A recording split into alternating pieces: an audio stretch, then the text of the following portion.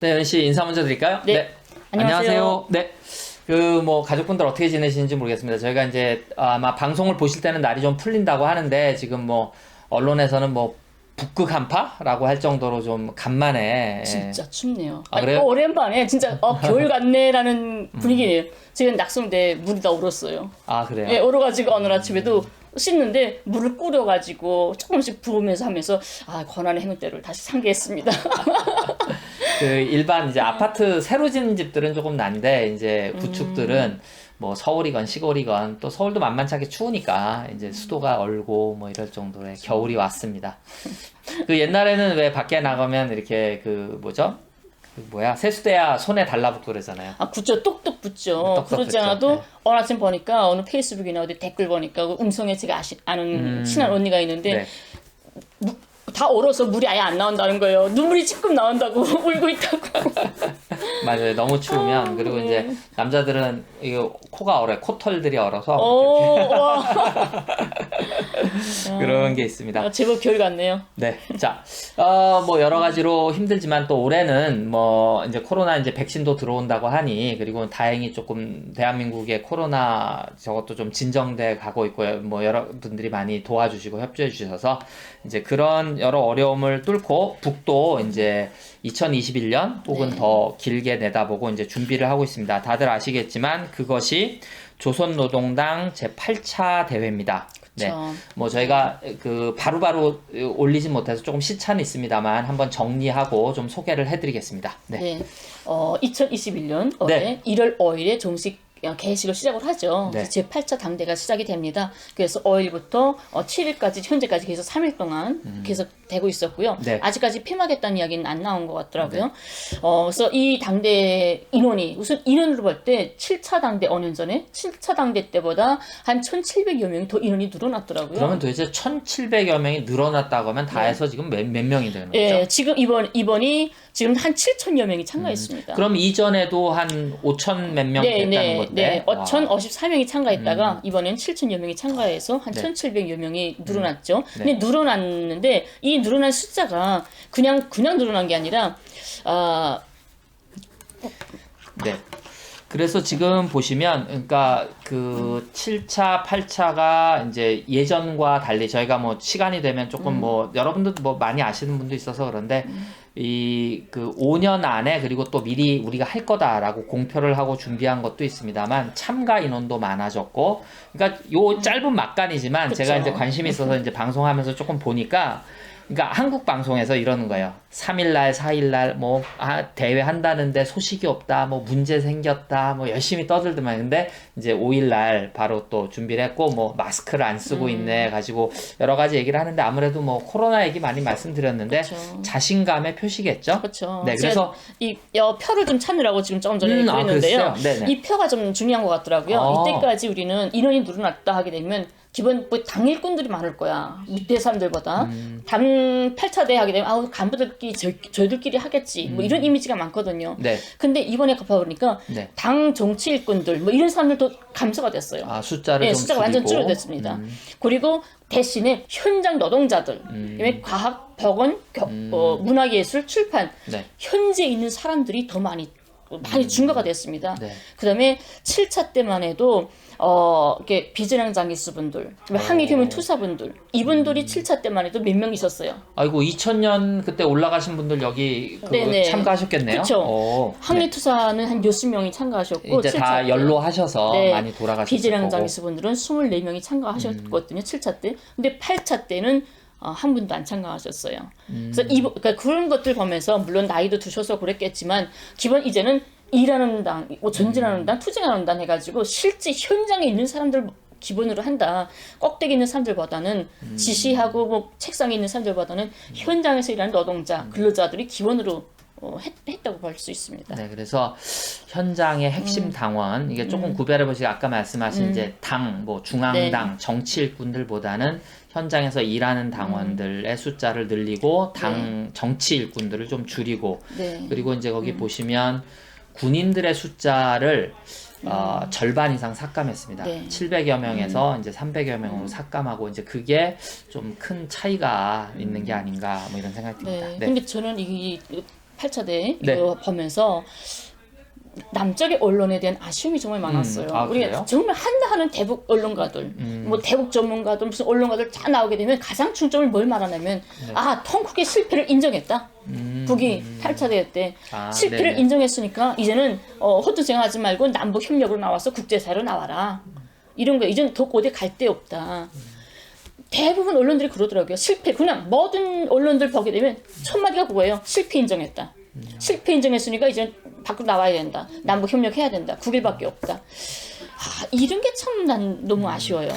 저는 또 이제 그거를 좀 그렇게도 해석을 해봤는데 그 실패를 자인했다라고 하는 게 물론 뭐 이루어지지 않아서 실패를 자인했을 수도 있죠. 그래서 이제 그거는 해석은 여러 가지 있는데 근데 그 실패를 자인한다는 거는 어떤 자신감의 표시가 아닐까 저는 그런 생각을 했거든요. 왜냐하면 고난의 행군 시절에도 분명히 제가 볼 땐 실패죠. 뭐 그렇죠. 북에서는 어떻게 평가하실지 모르겠으나 실패고 잘하는 것도 있었을 거고 잘못한 것도 있을 거고 한국 전쟁도 이제 이렇게 끌면서 뭐 여러 가지 평가가 있습니다. 한국 전쟁 기원부터 하지만 결국은 그렇게 휴전하고 한 것들이 뭐 100% 성공이다. 왜냐하면 뭐 북의 입장에서 보면 완전히 뭐 원래 전쟁을 그러니까 시작했을 때 의도와는 다르게 어떤 결말이 난 거니까.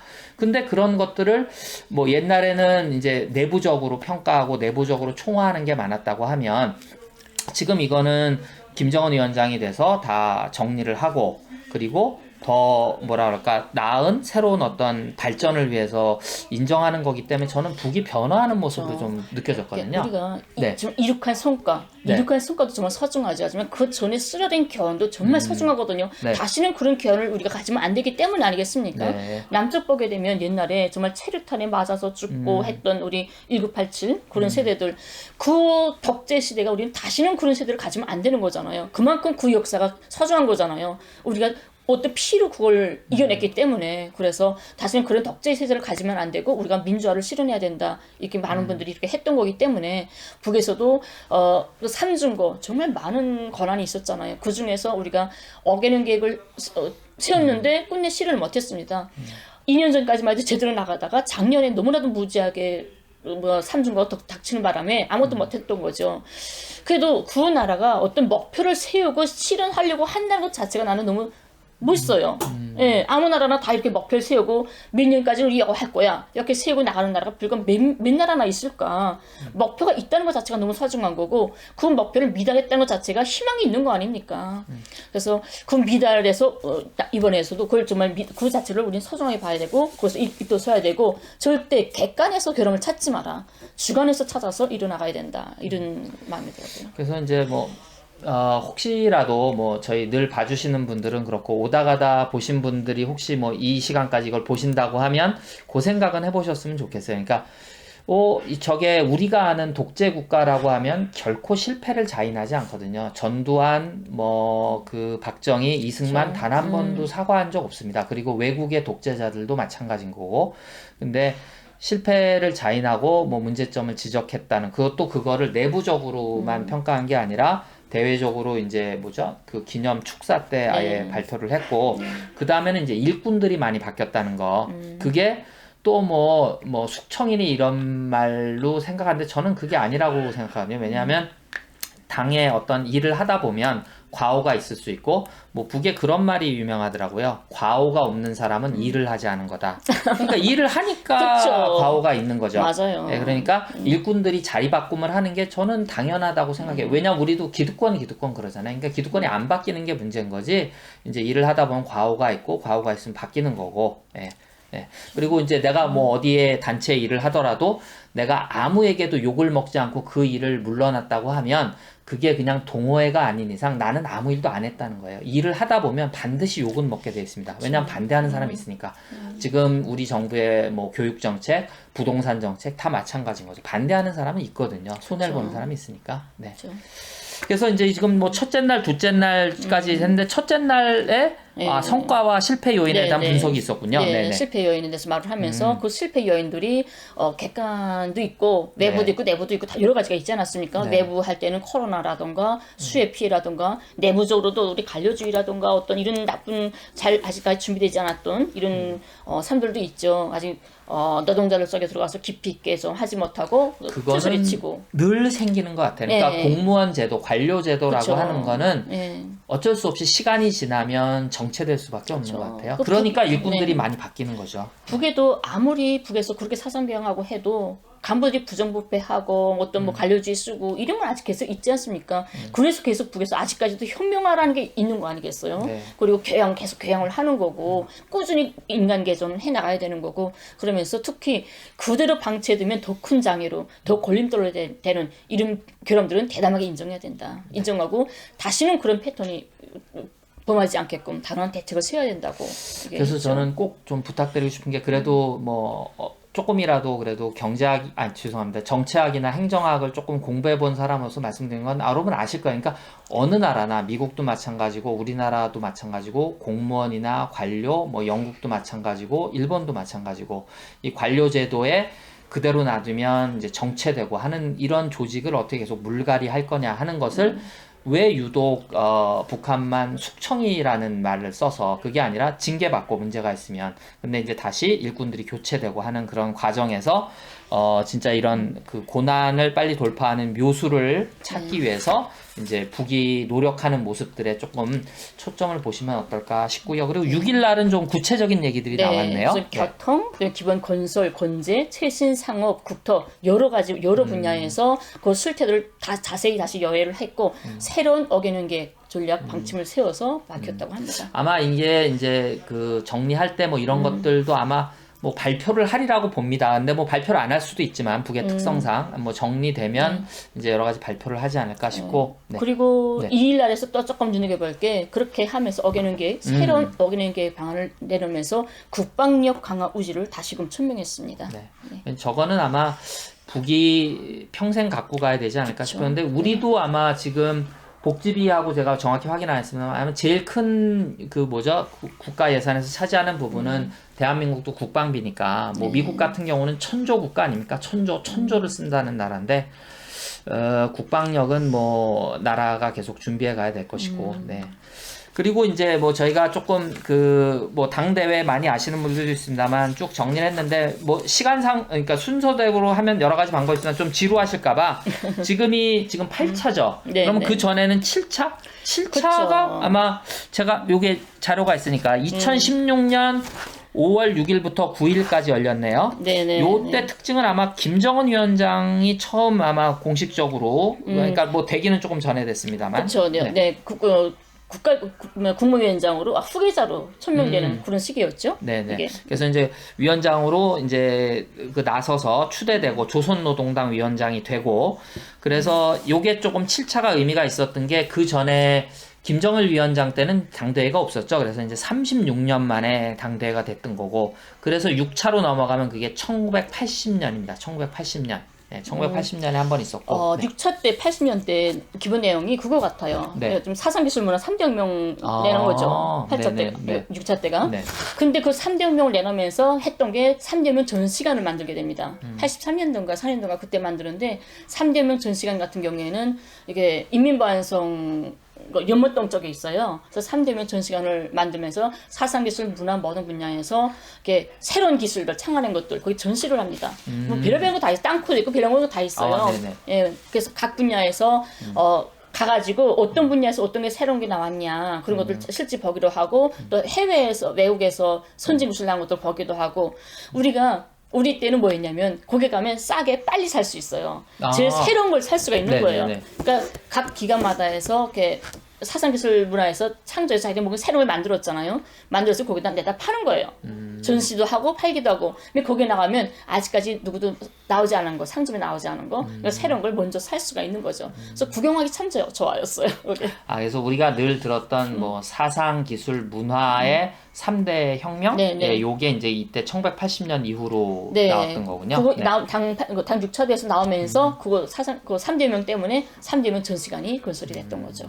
네. 그러면서 이제 이때 사회주의 경제 건설 10대 전망 목표를 제시했고 사실은 네. 왜 36년 동안 그 이후로 당대회가 열리지 않았는가는 뭐 미스테리입니다만 이제 보면 뭐 공식적인 설명은 이게 많이 들은 것 같아요. 이때의 전망 목표가 아시다시피 그 이제 사회주의권의 몰락 뭐 이런 여러 가지가 겹치면서 이제 시차가 오래 갈 수밖에 없었고 뭐 김정일 위원장의 어떤 개인적인 성향이라든지 뭐 여러 가지로를 남쪽에선 많이 얘기해요. 근데 이제 북에 관해서는 뭐 연희님이 잘 설명해 주시니까 1980년은 요게 이제 10월이거든요. 10월 10일 날 열리는데 1980년 5월에 이제 그 광주 민주화운동이 있었고 그리고 이제 그 전두환이 들어서니까 아마 이제 그런 것하고도 우리는 조금 많이 남쪽에서는 많이 맞물려서 보죠. 그렇죠. 네. 근데 6차인데 그 네. 36년 만에 6차 이후에 6차 7차까지. 이후에 7차, 네. 네. 36년 만에 되는 거잖아요. 네, 네. 네,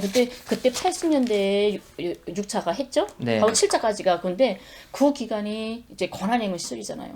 그렇죠. 네, 6차 당대 때 무슨 매년 그 계획이 다 나오잖아요. 해마다 어기는 게 무슨 계획 다 나오는데 그걸 실현을 못했단 말이에요. 그렇죠. 그러니까 실현해야 그때 다시 그 청와를 하고 다음 또 어기는 게 세우고 이쪽 하는데 네. 실현을 못 해가지고 또 너무 힘들었으니까 그때 그 권한의 행운 때문에 막 미뤄진 것 같습니다. 네. 그리고 이제 5차는 1980년부터 10년을 거슬러 가서 1970년 11월에 열립니다. 그리고 이때는 조금 제법 회의 기간이 오래 걸려요. 그러니까 뭐 나와서 말씀하시는 분들이 보통 3일 한다 얘기하는데 뭐 틀린 말은 아닙니다만 지금 70년 같은 경우는 11월 2일부터 13일까지니까 꽤 오랫동안 유를 토론을 넘어서 네네 오랫동안 토론을 한 거죠. 그리고 이제 이때는 이제 북이 경제가 좋을 때니까 되게 이제 높은 경제 성장률 물론 70년 이게 70이니까 70년대로 넘어가면 이제 오일 쇼크라든지 이런 게 생기는데 그 전에 60년대 그 경제 성장률은 상당히 높았던 거고 평양 같은 경우가 이제 70년대 중반에 또 지하철이 생기고 네, 그죠? 72년도에 지하철 생겼죠. 네. 그리고 우리 70년대 때는 제가 어릴 때니까 이제 69년생이잖아요. 네. 그때는 지금 현재 나와 있는 탈북자들 이만갑이나 이런 애 난 탈북자들도 한결같이 말하는 게 뭐냐면 김일성 주석 시대 70년대 80년대 우리는 공산주의 살았다 이 말을 누구나 다 하고 있어요. 그러니까 그건 좋은 의미로 모든 게 물자 배급이 풍부했다는 네네. 말씀이시죠? 그래서 이제 연희 씨 자랑하는 게 명태 배급이 많아서 뭐 먹지 않고 버렸다, 뭐 고양이 줬다. 뭐 명태뿐이 아니라 명태는요 매 집마다 그 하나가 20kg짜리인가 그게 오른 판을 나눠줘요. 네네네. 그러면 아파트엔 베란다에 우린 단독주택에 있었으니까 나무 집 앞에 보조나무가 있었는데 네. 남에 주렁주렁 매단단 말이에요. 그러면 눈 맞고 비 맞고 눈 맞고 비 맞고 하면서 오렀다 녹았다 하면서 네. 겨울에 애들 간식이 그거였어요. 우리가 70년대 80년대 나무에 올라가서 뚝 따가지고 먼저 동태두까부터 파먹고 그다음에 나무로 두드려가지고 뜯어먹고 이런 게 근데 그 동태뿐만 아니라 사탕 과자 뭐 이건 정말 굴러다녔어요 그때. 물론 질은 좀 낮겠죠. 지금 생각하면 그때 질은 정말 낮죠. 사탕도 우리가 성팔사탕이라는 게 뭐냐면 예, 네. 성신에서 팔걸까지 엄청 멀어요. 끝에서 끝이거든요. 그러니까 성신에서 사탕 하나 밀면 팔걸 갈 때까지 안 녹는다 해가지고 성팔사탕이라고 했었거든요. 너무 안 녹는다고 녹지 않는다고 깨물지도 못하고 그렇게 좀 지금보다는 질은 낮았지만 풍요로웠단 말이에요. 사탕 과자 집들에 소고기 돼지고기 장절이면 다 해놓고 살고 이게 제 말이 아니라 다른 일반 지방에 있던 탈북자들도 한결같이 말하는 게 그거예요.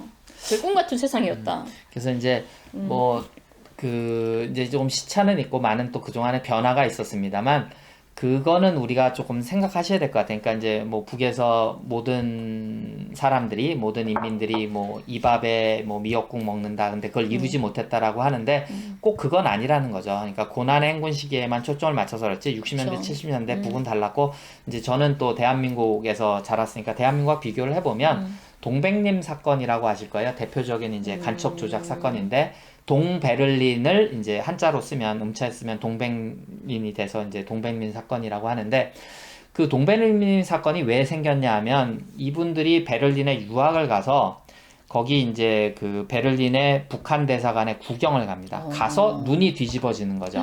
그 선전 물자라든지 이런 걸 봤을 때 이제 우리가 지금 남에서 북이 어려웠을 때 뭐 이제 종이 교과서지 뭐 보내듯이 왜냐면 그때도 일제 교과서는 뭐 질이 엄청 좋았거든요. 우리는 비교 대상이 그런 거밖에 없었으니까 이제 우리는 흑백 칼라라는 거 상상도 못할 때 그런 걸 보고 이분들이 기가 막혀서 그 이제 몇 마디 한 게 이제 찬양 고무 그리고 이제 거기에 조작이 들어가는 거죠. 이제 그때 동독에서 활동하신 유명한 뭐 사상가분들 이제 그런 것들이 단적으로 이제 북과 남의 경제 비교 그리고 그것 때문에 이제 그 누구죠? 그 박정희가 그렇게 그 뭐죠? 그 경쟁 의식을 느끼고 이제 경제 발전으로 이제 우리 그 대한민국 사람들을 엄청 쥐어짜는 거죠. 이제 그런 것들이 있고 이제 10년 거슬러 갑니다. 10년 거슬러 가서 1960년에 이제 4차 당대회가 있고 아마 이때는 확실하게 이제 김일성 주석 시대였을 거예요. 그쵸. 이제 후계자 뭐 이런 네. 거 정해지기 전에 이제 그때도 이제 북은 이제 탄탄하게 준비돼 왔던 이제 그게 건너가면 한국 전쟁 직후에 1956년 뭐 이런 이거는 이제 연희님도 뭐 얘기나 들었은 뭐 그쵸, 그런 모르죠. 거겠죠. 우리 나이 모르죠. 그리고 이제 남은 게 1차, 2차는 조금 저기 촉박하죠. 뭐 45년, 48년 그리고 한국전쟁 뜸했다가 이제 3차 열리고 뭐 이런 식으로 네. 보시면 요게 네 말씀하시죠. 40년도 그때 1차, 네네. 46년, 45년. 45년이죠. 네. 1차 하고 그때 김일성 주석이 밖에 쭉 다녀요. 시내 그때는 갓 해방돼 가지고 진짜 뭐 아무것도 없을 때잖아요. 네. 근데 인민들 보기에 그때 북이 제일 힘들었던 게 관계 개수가 제일 힘들었나 봐요. 아 그러니까 농사질 때. 농사. 북의 70%가 다 농민이 아니었습니까? 기본에 네네. 농사였는데 그 농사하는 사람들이 그땐 개인 농이었고 관계 뭐 물 때문에 엄청나게 시달림 받고 먹을 물도 없었어요 그때. 네. 그래서 정말 흙물 같은 거 이런 것도 겨우 막 먹고 이렇게 힘든 상황이니까 그때 제일 먼저 했던 게 바로 버통항 개수공사, 강계갱, 평남 강계갱 공사를 제일 먼저 한단 말이에요. 네. 그때 김일성 주석이 뭐라고 하냐면 그때 인민들이 막 힘들고 못 먹고 막 이러는데 중공업부터 발전시키자고 하니까 뭐 거기서 기계에서 쌀이 나오냐 뭐하냐 뭐 농업부터 빨리 해야 된다 뭐 이런 사람들도 있고 반대했잖아요. 네. 그때 우리가 이렇게 못 먹고 못 입고 이런 세상을 이게 바로 사회주의라면 난 이런 사회주의는 안 하겠다. 그런 게 참 유명했어요 그때. 난 잘 먹고 잘 살자고 사회주의 하는 거지. 이렇게 힘들게 살자면 난 사회주의 안 하겠다고. 네. 그랬던 거죠. 네, 그러니까 이게 그 중공업도 발전시켜야 되고 지금 말씀하신 것처럼 당장 먹고 사는 문제도 걸려 있고 이제 그 실타래를 어떻게 풀 거냐. 그렇죠. 그리고 이제 이 1차 당대회는 이때까지는 뭐 사람들마다 뭐 머릿속에 생각은 달랐을지 모르겠습니다만 48년도에 남과 북이 갈라지기 전이었기 때문에 제가 볼 때는 남이나 북이나 갈라질 거다를 확정 짓기는 이전입니다. 아무리 빨라봐야 46년, 47년 넘어가야 되기 때문에 48년 당대회는 조금 다르죠. 48년 당대회는 거의 뭐 미소공의가 끝나는 그러니까 2차까지 해체된 거기 때문에 남과 북이 독자적인 걸 준비하지만 1차 당대회는 저거죠. 그러니까 북은 북대로 남은 남대로 이제 당. 근데 이제 박헌영 비서가 이제 이거를 할 수가 없으니까 미군정이 들어와 버려서 그래서 이제 북에서 북조선 이때는 그래서 조선도 아니고 이제 북조선이죠. 네, 그렇죠. 전체 그 노동당이 아니라 이제 그런 역사가 있는 것 같고 뭐 이제 그 뭐 이렇게 주체 사상이 이제 확실하게 정립되기 이전이고 이제 그런 것들을 제가 이제 말씀드린 이유는 이제 같이 한번 뭐 왈가왈부 이제 관심을 가지시면서 우리가 사회 문화 이런 것도 있습니다만 어차피 이제 그 사회 문화적인 게 총화되는 게 경제라든지 정치니까 보시다 보면은 조금 이해할 수 있고 그러면서 북에 대해서 이제 좀 올바른 판단이 쓰실 수 있는 그런 어떤 좋은 교육 자료가 이번 8차 당대인 것 같아요. 네. 그렇죠. 저는 근데 그림만 봐도 조금 우리가 알던 거랑 다르다라는 생각이 든 게 좀 때깔이 다르잖아요.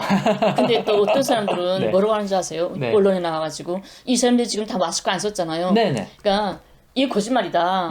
다 마스크 쓰고 있다가 촬영합니다 할 때 순간 딱 내리고 딱 사진 찍고 이렇게 마스크를 얼렸다는 거죠. 야, 이런 말도 합니다. 저도 우리도 동호회 때 우린 반대로도 하는구나. 촬영할 때만 마스크 쓰고 아닐 때는 마스크 벗고 지내기도 해요.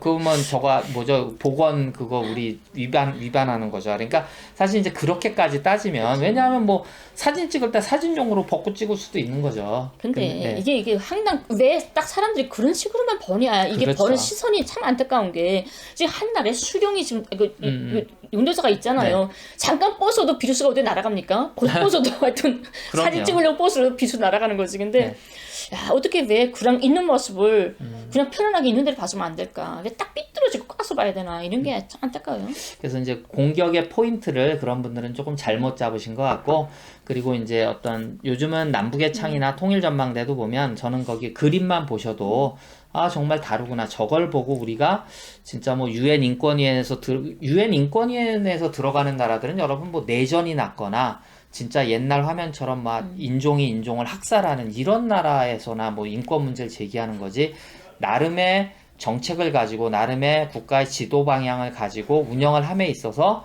뭐 일시적인 정책 실패는 어느 나라나 있을 수 있잖아요. 뭐 그건 대한민국도 마찬가지고 미국도 마찬가지고, 지금 미국은 뭐 코로나로 죽은 사람 숫자가 2차 대전 무슨 전사자 숫자보다 많다는데 뭐 이런 것들이 지금 뭐 그런 걸 가지고 뭐 그 나라의 모든 시스템이 잘못됐다? 지금 여러분들 아마 그렇게 얘기 안 해요. 물론 이제 저는 개인적으로 이제 이 제도에 조금 문제가 있다라고 생각도 합니다만, 그러니까 지금 북한을 바라보는 시각은 그런 데서 조금 문제가 많이 있는 것 같아요. 그렇죠. 네.